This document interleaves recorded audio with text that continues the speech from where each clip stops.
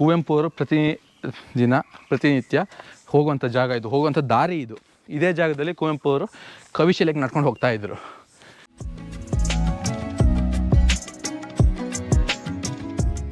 ಈ ಶಿವಮೊಗ್ಗದಲ್ಲಿ ಗಂಧದ ಗುಡಿ ಅಂತ ಒಂದಿದೆ.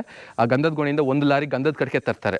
ಗಂಧದ ಕಟ್ಟಿಗೆ ತಂದು ಆ ಕಂಪ್ಲೀಟ್ ಗಂಧದ ಕಟ್ಟಿಗೆಯಿಂದನೇ ಅವ್ರನ್ನ ಅಂತ್ಯ ಸಂಸ್ಕಾರ ಮಾಡ್ತಾರೆ. ಈ ಜಾಗದಲ್ಲಿ ಬಂದರೆ 3 ಜನದ ಸೈನ್ ಇದೆ. TS ವೆಂಕಣ್ಣಯ್ಯ, BMC ಅವರು ಮತ್ತು ಕುವೆಂಪು ಅವರು.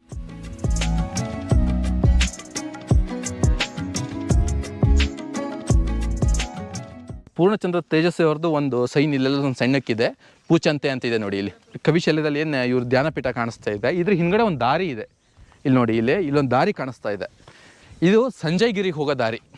ಅಲ್ಲೇನು ಕುವೆಂಪು ಮನೆ ಕಾಣಿಸ್ತಾ ಇದೆ. ಕುವೆಂಪು ಮನೆ ಪಕ್ಕದಲ್ಲೇ ಕವಿಶೈಲಕ್ಕೆ ಹೋಗೋಕ್ಕೆ ದಾರಿ ಇದೆ. ಕವಿಶೈಲ ಅಂದರೆ ಏನು? ಕವಿಶೈಲದಲ್ಲಿ ಕುವೆಂಪು ಅವ್ರ ಸಮಾಧಿ ಇದೆ. ಹಾಗೆ ಕುವೆಂಪು ಅವರು ಧ್ಯಾನ ಮಾಡುವಂಥ ಜಾಗ ಅದು. ಆದ್ದರಿಂದ ಅದಕ್ಕೆ ಕುವೆಂಪು ಅವ್ರು ಕವಿಶೈಲ ಅಂತ ಹೆಸರಿಟ್ಟಿದ್ದಾರೆ. ನೋಡೋಣ, ಕವಿಶೈಲಕ್ಕೆ ಹೋಗೋಕ್ಕೆ ದಾರಿ ಈ ಥರ ಇದೆ.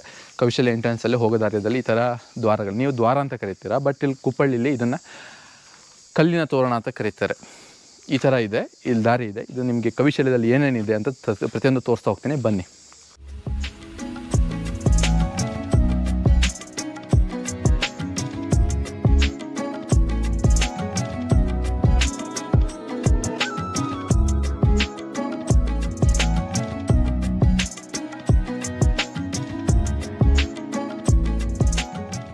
ಕುವೆಂಪು ಅವರು ಪ್ರತಿನಿತ್ಯ ಹೋಗುವಂಥ ಜಾಗ ಇದು, ಹೋಗುವಂಥ ದಾರಿ ಇದು. ಇದೇ ಜಾಗದಲ್ಲಿ ಕುವೆಂಪು ಅವರು ಕವಿಶಾಲೆಗೆ ನಡ್ಕೊಂಡು ಹೋಗ್ತಾಯಿದ್ರು.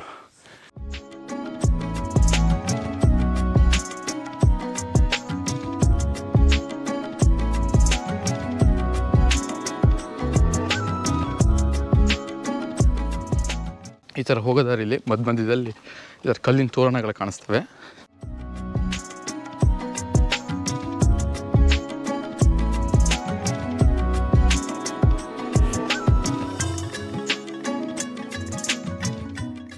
ಓಕೆ, ಇಲ್ಲಿ 2 ದಾರಿ ಇದೆ. ಒಂದು ಕವಿ ಮನೆ ಪಕ್ಕಕ್ಕೆ ನಡ್ಕೊಂಡು ಹೋಗೋಕ್ಕೆ, ಕವಿ ಮನೆಗೆ ಹೋಗೋಕ್ಕೆ ಕಾಲು ದಾರಿ. ಇನ್ನೊಂದು ವೆಹಿಕಲ್ಲು. ಈಗ ರೀಸೆಂಟಾಗಿ ಮಾಡಿದ್ದು ಟಾರ್ ರೋಡ್ ಮಾಡಿದ್ದಾರೆ.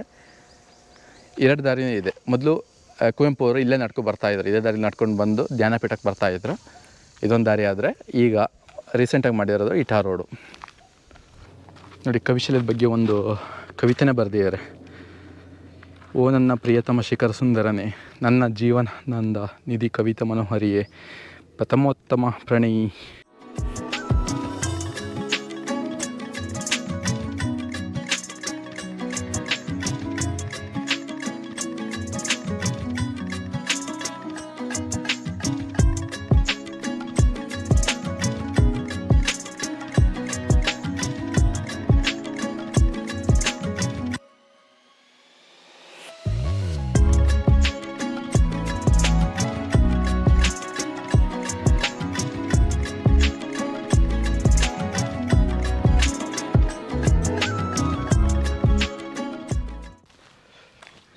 ಇಲ್ಲೇನು ಕಾಣಿಸ್ತಾ ಇದೆ, ಈ ಕಲ್ಲಿನ ತೋರಣ. ಇದನ್ನು ಕಲ್ಲಿನ ತೋರಣ ಅಂತ ಕರೀತಾರೆ. ಈ ದ್ವಾರಗಳು ನಡ್ಕೊಂಡು ಬರೋ ಶತ್ತಿಗೆ ಅಲ್ಲಿಂದ ಕುವೆಂಪು ಮನೆಯಿಂದ ಕವಿಶಾಲೆದವರೆಗೂ ಈ ಥರ ಕಲ್ಲಿನ ತೋರಣಗಳು ನೋಡ್ಬೋದು. ಇದನ್ನು ಕಲಾಕೃತಿ ಮಾಡಿದ್ದು KT ಶಿವಪ್ರಸಾದ್ ಅಂತ. ಇವರು ಕಲಾವಿದರು. ಈ KT ಶಿವಪ್ರಸಾದ್ ಅಂತ ಮಾಡಿದ್ದಾರೆ.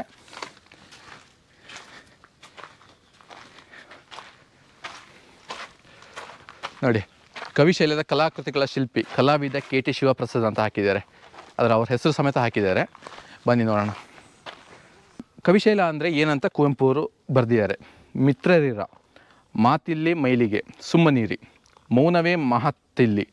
ಈ ಬೈಗು ಹೊತ್ತಿನಲ್ಲಿ ಕವಿಶೈಲದ ತಣ್ಣ ಮೌನವಾಗಿರಬೇಕು ಅಂತ ಏನೋ ಒಂದು ಕವಿ ಬರೆದಿದ್ದಾರೆ. ನೋಡಿ ಇಲ್ಲಿ.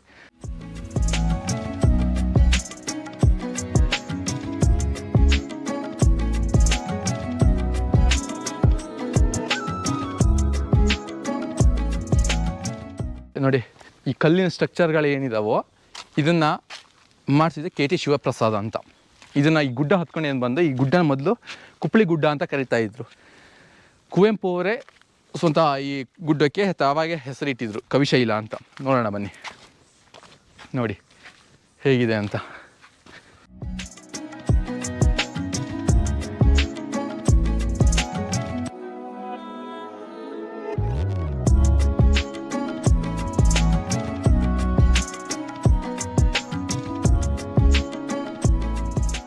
ಇಲ್ಲೇನು ಕಾಣಿಸ್ತಾ ಇದೆ, ಇದೇ ಕವಿ ಸಮಾಧಿ. ಏನು ಕಾಣಿಸ್ತಾ ಇದೆ, ಕವಿ ಸಮಾಧಿ. ಯಾವಾಗ ಕುವೆಂಪು ಅವ್ರು ತೀರ್ಕೊಳ್ತಾರೋ ಆವಾಗ ಸರ್ಕಾರದವರು ಇವ್ರ ಅಂತ್ಯ ಸಂಸ್ಕಾರ ಮಾಡಿ ಇಟ್ಟಿಗೆಯಲ್ಲಿ ಅವ್ರ ಸಮಾಧಿ ನಿರ್ಮಿಸಿದ್ರು. ಆಮೇಲೆ ಕಾಲಕ್ರಮೇಣ ಹೋದಂತೆ ಇದನ್ನು ಕಲ್ಲಿನ ಸ್ಟ್ರಕ್ಚರಲ್ಲಿ ಮಾಡಿದ್ರು. ಇದನ್ನು ಶಿಲ್ಪಿಗಳು KT ಶಿವಪ್ರಸಾದ್ ಅಂತ. ಇದು ಕುವೆಂಪು ಅವರು ನವೆಂಬರ್ 11, 1994 ತೀರ್ಕೊಡ್ತಾರೆ. ಆವಾಗ ಈ ಸರ್ಕಾರದವ್ರು ಏನು ಮಾಡ್ತಾರೆ, ಅವ್ರ ಅಂತ್ಯ ಸಂಸ್ಕಾರನ ಮಾಡಿ ಅದು ಇಟ್ಕೆಯಿಂದ ಇವರು ಸಮಾಧಿನ ಕಟ್ತಾರೆ. ಆಮೇಲೆ ಕಾಲಕ್ರಮೇಣ ಹೋದಂತೆ 2000ನೇ ಇಸ್ವಿಲಿ ಇದನ್ನು ಕಂಪ್ಲೀಟ್ ಮರು ನಿರ್ಮಾಣ ಮಾಡ್ತಾರೆ. ಏನು ಕಲ್ಲಿನ ಸ್ಟ್ರಕ್ಚರ್ ಏನು ಕಾಣಿಸ್ತಾ ಇದೆ, ಆಮೇಲೆ KT ಶಿವಪ್ರಸಾದ್ ಅವರು ಆರ್ಕಿಟೆಕ್ಟ್ ಮುಖಾಂತರ ಅವ್ರ ಡಿಸೈನಲ್ಲಿ ಈ ಕಂಪ್ಲೀಟ್ ಸುತ್ತ ಏನು ಕಲ್ಲಿನ ತೋರಣಗಳು ಕಾಣಿಸ್ತಾ ಇದ್ದಾವೆ, ಹಾಗೆ ಇವ್ರ ಸಮಾಧಿನೂ ಇದನ್ನು 2000ನೇ ಇಸ್ವಿಲಿ, ಇವಾಗ 26 ವರ್ಷ ಆಯಿತು, ಕಲ್ಲಿನ ಸ್ಟ್ರಕ್ಚರಾಗಿ ಬದಲಾಯಿಸ್ತಾರೆ. ಕುವೆಂಪು ತೀರ್ಕೊಂಡಾಗಲೂ ಅಷ್ಟೇ ಅವ್ರ ಸಂಸ್ಕೃತಿ ಪ್ರಕಾರ ಅವ್ರನ್ನ ಸುಡ್ತಾರೆ. ಆ ಟೈಮಲ್ಲಿ ಅವ್ರನ್ನ 1 ಲಾರಿ ಗಂಧದ ಸೌದೆಯಿಂದನೇ ಸುಟ್ಟಿದ್ದು. ಈ ಶಿವಮೊಗ್ಗದಲ್ಲಿ ಗಂಧದ ಗುಡಿ ಅಂತ ಒಂದಿದೆ, ಆ ಗಂಧದ ಗುಡಿಯಿಂದ 1 ಲಾರಿ ಗಂಧದ ಕಟ್ಕೆ ತರ್ತಾರೆ. ಗಂಧದ ಕಟ್ಕೆ ತಂದು ಆ ಕಂಪ್ಲೀಟ್ ಗಂಧದ ಕಟ್ಕೆಯಿಂದನೇ ಅವ್ರನ್ನ ಅಂತ್ಯ ಸಂಸ್ಕಾರ ಮಾಡ್ತಾರೆ, ಅಂದರೆ ಅವ್ರು ಸುಡ್ತಾರೆ. ಆಮೇಲೆ ಈ ಜಾಗದಲ್ಲಿ ಈ ಥರ ಸಮಾಧಿ ನಿರ್ಮಾಣ ಮಾಡಿದ್ದಾರೆ.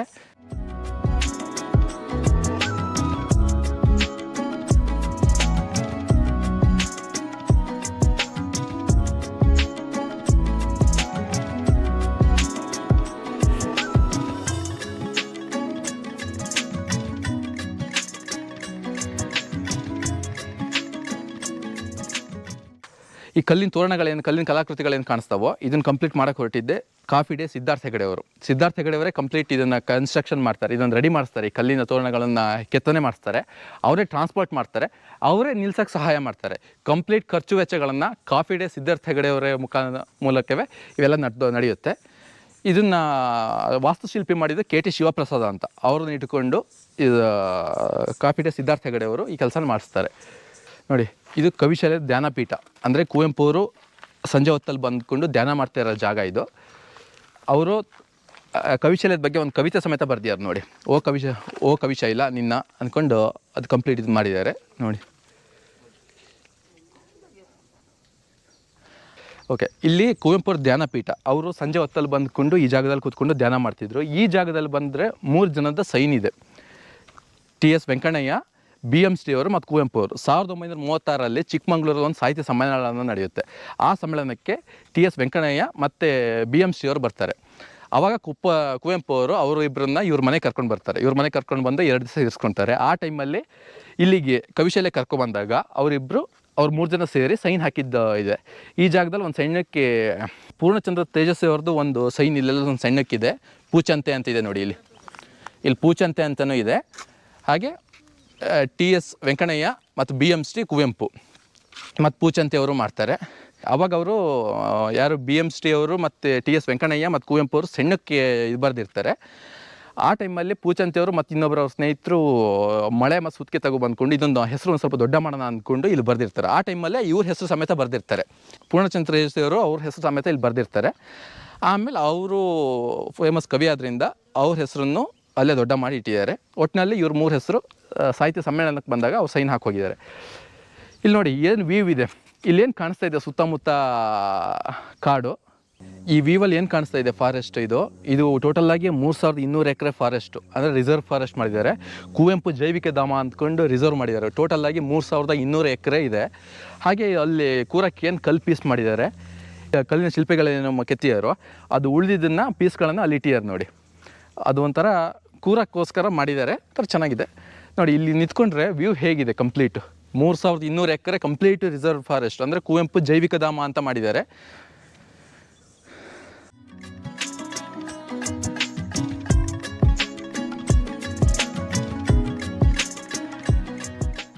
ಇಲ್ಲೇನು ಧ್ಯಾನಪೀಠ ಕಾಣಿಸ್ತಾ ಇದೆ, ಕವಿಶೈಲದಲ್ಲಿ ಏನು ಇವ್ರ ಧ್ಯಾನಪೀಠ ಕಾಣಿಸ್ತಾ ಇದೆ, ಇದ್ರ ಹಿಂದ್ಗಡೆ ಒಂದು ದಾರಿ ಇದೆ. ಇಲ್ಲಿ ನೋಡಿ, ಇಲ್ಲೊಂದು ದಾರಿ ಕಾಣಿಸ್ತಾ ಇದೆ. ಇದು ಸಂಜಯಗಿರಿಗೆ ಹೋಗೋ ದಾರಿ, ಸರಿನಾ? ಇಲ್ಲಿಗೆ ಒಂದು ಕಲ್ಲಿನ ರೂಟ್ ಸಮೇತ ಇದೆ ನೋಡಿ. ಇಲ್ಲಿಂದ ಒಂದು ಕಲ್ಲಿನ ರೂಟ್ ಸಮೇತ ಇದೆ. ನಾರ್ಮಲಾಗಿ ಯಾರು ಹೋಗಲ್ಲ ಇಲ್ಲಿ.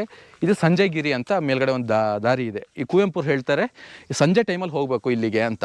ಅಂದರೆ ಈ ರೂಟಲ್ಲಿ ಹೋದರೆ ಈ ಗುಡ್ಡದ ಪೀಕಿಗೆ ಹೋಗ್ತೀವಿ. ಆ ಜಾಗದಲ್ಲಿ ನಿಂತ್ಕೊಂಡು ನೋಡಿದ್ರೆ ಸುತ್ತಮುತ್ತ ಇರೋ ಜಾಗ ವ್ಯೂ ಎಲ್ಲ ಚೆನ್ನಾಗಿ ಕಾಣುತ್ತೆ. ಬಟ್ ಇಲ್ಲಿಂದ ಸುಮಾರು ದೂರ ಇದೆ. ಬಟ್ ಕಲ್ಲು ರೂಟ್ ಇದೆ ನೋಡಿ, ಕುವೆಂಪು ಅವರು ಹೋಗ್ತಿದ್ರು. ಇದು ಅವರೇ ಹೇಳ್ತಿದ್ರು ಸಂಜೆಗಿರಿ ಯಾವಾಗಲೂ ಸಂಜೆ ಟೈಮಲ್ಲಿ ಹೋಗಬೇಕು ಅಂತ ಇದೆ. ನೋಡಿ ಈ ರೂಟಲ್ಲಿ ಹೋಗ್ಬೋದು. ಹೀಗೆ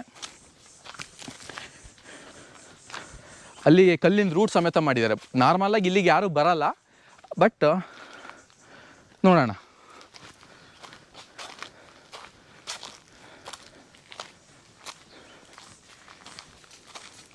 ಮೊದಲು ಇದನ್ನು ಕುಪ್ಪಳಿ ಗುಡ್ಡ ಅಂತ ಕರಿತಾ ಇದ್ರು.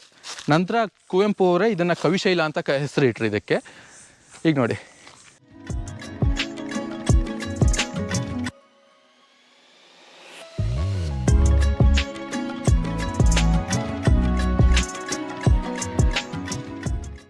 ಈ ರೂಟು ಸಂಜಯಗಿರಿಗೆ ಹೋಗುತ್ತೆ. ಆದರೆ ಇಲ್ಲಿ ಫಾರೆಸ್ಟರ್ ಬೇಲಿ ಮಾಡಿದ್ದಾರೆ, ಇಲ್ಲಿಗೆ ಲಾಸ್ಟ್ ಮಾಡಿದ್ದಾರೆ. ನೋಡಿ ಇಲ್ಲಿಗೆ ಲಾಸ್ಟ್ ಮಾಡಿ ಬೇಲಿ ಮಾಡಿದ್ದಾರೆ. ಬಟ್ ಈ ರೂಟ್ ಇದೆ, ಕಲ್ಲು ಹಾಕಿದ್ದಾರೆ, ಮುಂದೆ ಕಾಣಿಸ್ತಾ ಇದೆ ನಿಮಗೆ. ಈ ಕಲ್ಲು ಸಂಜಯಗಿರಿಗೆ ಹೋಗುತ್ತೆ.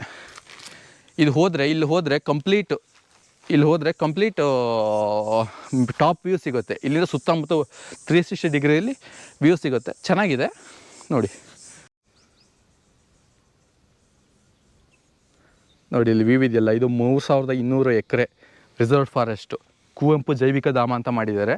ಬಟ್ ಇಲ್ಲಿ ಕವಿಶದಲ್ಲಿ ಕೂತ್ಕೊಂಡ್ರೆ ಈ ಥರ ವ್ಯೂ ಸಿಗುತ್ತೆ.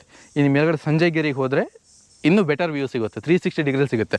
ಇಲ್ಲಿ ಈ ಕಡೆ ಎಲ್ಲ ಮರ ಎಲ್ಲ ಅಡ್ಡ ಇದೆ, ಅಲ್ಲಿ ಹೋದರೆ ಇನ್ನೂ ಚೆನ್ನಾಗಿ ವ್ಯೂ ಸಿಗುತ್ತೆ. ನೋಡಿ ಈ ವ್ಯೂ ಹೇಗೆ ಕಾಣಿಸ್ತಾ ಇದೆ, ಕಲ್ಲಲ್ಲೇ ಹೇಗೆ ಕೆತ್ತಿದ್ದಾರೆ ಅಂತ. ಅಂದರೆ ಇದಕ್ಕೆ ಯಾವ ಶೇಪ್ ಇಲ್ಲ.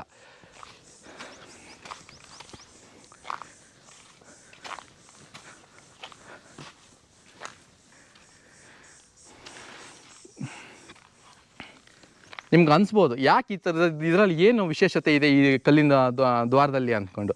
ಅವರು ನೀವು ಒಂದು ಪರ್ಟಿಕ್ಯುಲರ್ ಒಂದು ಹೆಸರು ಒಂದು ಶೇಪು ಕೊಟ್ಬಿಟ್ರೆ ಅದು ಅದೇ ಅಷ್ಟಕ್ಕೆ ಸೀಮಿತ ಆಗಿಬಿಡುತ್ತೆ.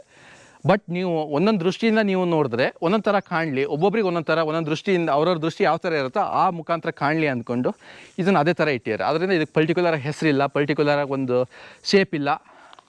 ನೀವು ಯಾವ ಥರ ನೋಡ್ತೀರೋ ನಿಮ್ಮ ಅಭಿಪ್ರಾಯ, ನಿಮ್ಮ ಮನಸ್ಥಿತಿ ಪ್ರಕಾರ ನೀವು ಅದನ್ನು ತಿಳ್ಕೊಳ್ಬೋದು. ನೋಡಿ ಈ ಕವಿಶೈಲ ಅನ್ನೊಂದು ಏರಿಯಲ್ ವ್ಯೂ ಹಾಕ್ತೀನಿ, ಒಂದು ಡ್ರೋನ್ ವ್ಯೂ ಹಾಕ್ತೀನಿ ನೋಡಿ.